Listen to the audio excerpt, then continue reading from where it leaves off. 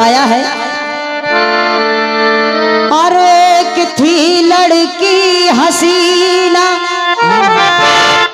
हुस्न से थी लाजवाब, था 16वां साल उसका और जवानी पर शबाब। तो आइएगा, अपनी ओर से चंद पंक्तियां प्रस्तुत कर रही हूं इस गजल के माध्यम से। कह रही हूं, अरे एक दिन उससे अचानक आंख मेरी लड़ गई, नाज़नी के प्यार का फंदा गले में पड़ गई। तो जब इरादा करके मैं परदेश को आने लगा, और मैं भी था परदेशी छेला वो छबीली गांव की। तो आइएगा, गाया है किसी ने। अरे जब जीत की मंजिल पालेंगे,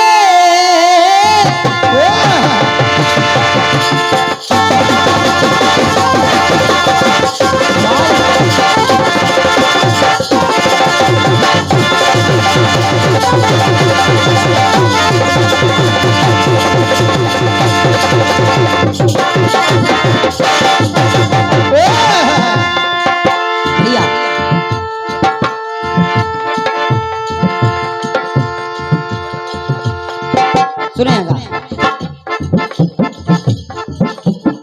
अंतिम पंक्तियों में, जब जीत की मंजिल पालेंगे,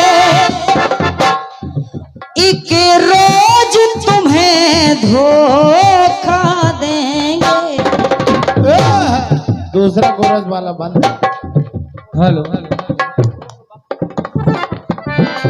तो जब जीत की मंजिल पालेंगे,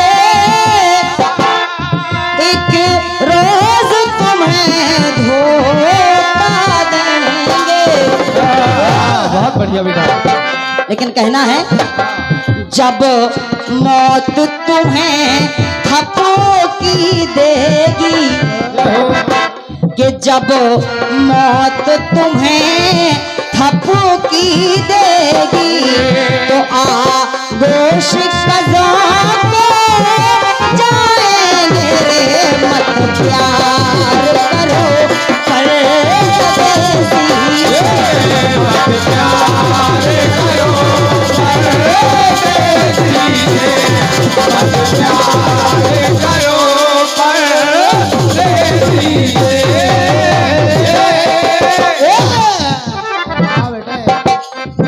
सम्मानीय दादाजी, आदरणीय रविकर दादाजी, आप जहां कहीं भी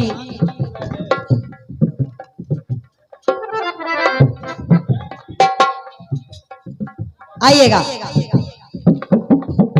जो मैं इस गीत को प्रस्तुत कर रही हूं, बहुत ही अच्छे रचनाकार सम्मानीय हमारे रविकर दादाजी, आप ही की लाइनें हैं। तो आइएगा, अपनी ओर से प्रयास कर रही हूं। एक बार राजा पहुपाल अपनी दोनों पुत्रियों से पूछने लगते हैं। पहली पुत्री सुर सुंदरी से पूछा, बेटी तुम आखिर किसके भाग से रहती हो, किसके भाग से खाती हो? कहानी सभी लोगों की जानी मानी है। प्रसंग न ज्यादा नया है ना पुराना है, सभी लोग जानते हैं, मुझे ज्यादा समझाने की आवश्यकता नहीं है। जब राजा पहुपाल ने पूछा अपनी पहली पुत्री सुर सुंदरी से, तो उसने कह दिया, पिताजी मैं आपके भाग से खाती हूँ। और जब यही बात राजा पहुपाल ने अपनी दूसरी बेटी मैना सुंदरी से पूछी, तो मैना सुंदरी ने कह दिया, पिताजी मैं अपने भाग से खाती हूँ। भले ही मेरा जन्म एक राजन के परिवार में हुआ है, लेकिन जो मेरा नसीब है वो ऊपर वाले का दिया हुआ है। जो मेरा भाग है वो ऊपर वाले ने रचा है, इसलिए मैं अपने भाग से खाती हूँ। राजन को बड़ी तेज गुस्सा आया और क्रोध में उस मैना सुंदरी की शादी अर्थात अपनी दूसरी पुत्री की शादी एक कोढ़ी वर से कर देते हैं। जब कोढ़ी वर से कर देते हैं तो कह रही हूँ, सुनिएगा। क्या बेटा?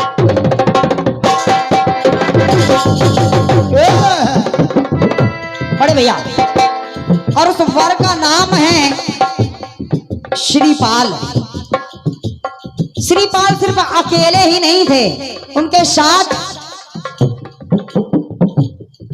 साथ कुछ और भी लोग थे जो इस अवस्था में थे, जो कोढ़ी की अवस्था में थे। लेकिन सुनिएगा, कह रही हूँ। क्या बेटा? राजा पूछने लगे अपनी पुत्री से,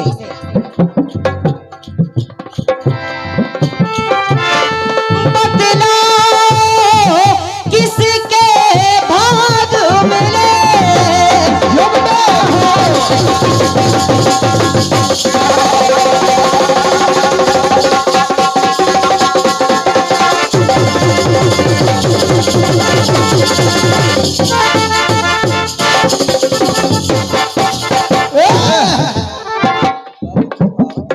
सुनिएगा, राजा पहुपाल कहने लगे, बतला किसके भाग मिले।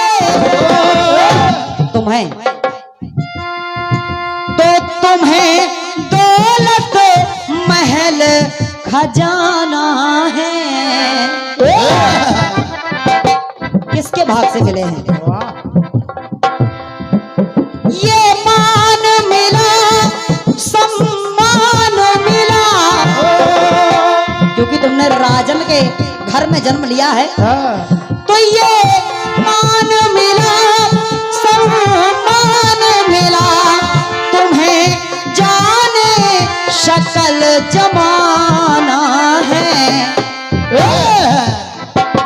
तो तब मैना सुंदरी कहती है अपने पिताजी से कि हे पितवर, तो बोली मैना है तात सुनो। क्या बात? तो बोली मैना है तात सुनो। हे पिताजी, आज मैं अपने मन की बात आपके समक्ष रख रही हूँ, इसलिए सुनिएगा।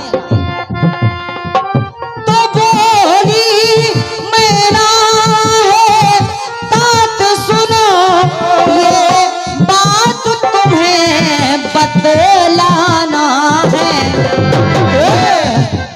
लेकिन इतना ही नहीं, तो सुख दुख वैभव किस्मत में है, जिसके जो लिखा वो पाना है।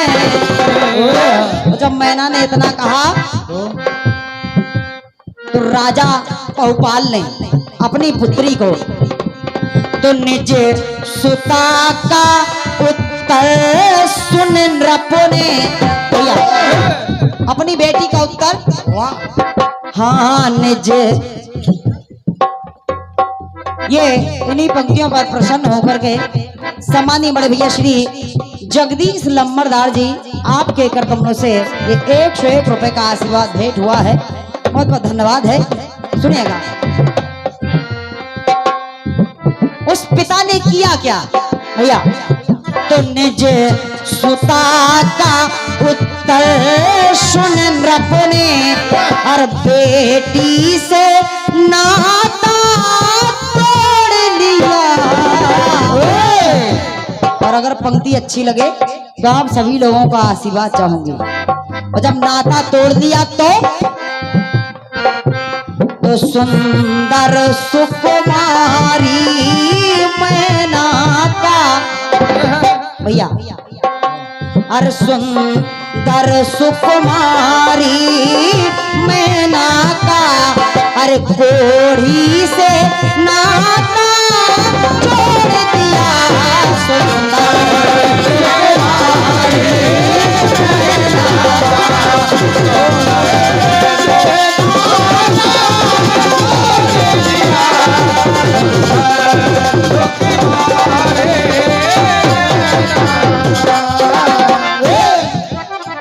टुकड़ा सुनिएगा। तो हो के विदा जब पीहर से, क्या बात। अरे मैना निज पति के संग आती, तो मैना निज पति संग आती है। क्या बात। और जब आ गई हाँ तो वो पतिव्रता नारी मैना पति सेवा कर हर साथी है। अपने उसी कोढ़ी पति की सेवा में लीन है और मन में फिर भी प्रसन्न है तो कह रही हूं, तो झूठी दुनिया की शरण छोड़ वह प्रभु की शरणों में जाती है।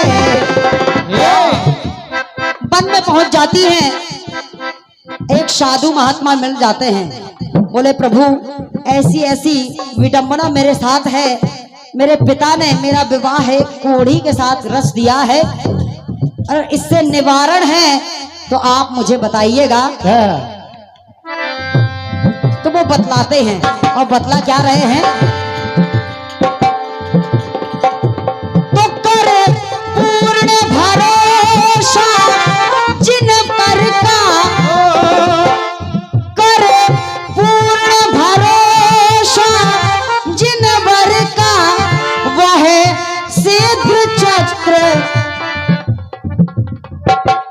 तो कर पूर्ण भरोसा जिन कर का वह सिद्ध चक्र पाठ रचाती है।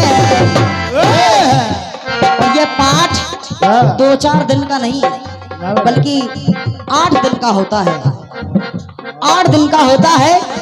इसमें अपने भगवान को नहलाया जाता है, जो भगवान का चरणामृत निकलता है जिसको बोलते हैं गंधा देख, उसको छिड़क करके उन स्वामी जी ने बताया कि जो भगवान का चरणामृत निकला है उसको आप अपने पति के तन पर छिड़किए, इससे आपके पति का स्वास्थ्य बिल्कुल ठीक हो जाएगा। क्या बात। और लगातार मैना ने ऐसा ही कार्य किया और जब ऐसा किया तो कहना पड़ा, क्या बेटा। तो छिड़का तन गंधोदक रविवर,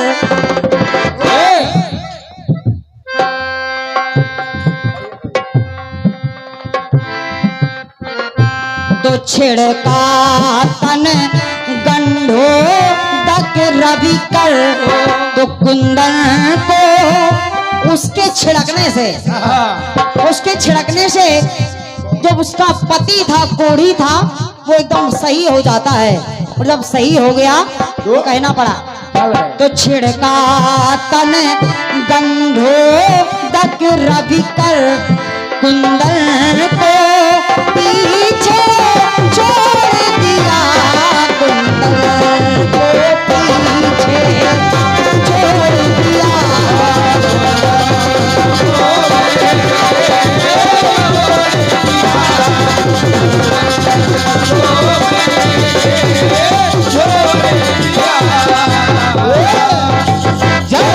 तो सुकुमारी मैना का देखो, हर सुकुमारी मैना का देखो, हर कोढ़ी से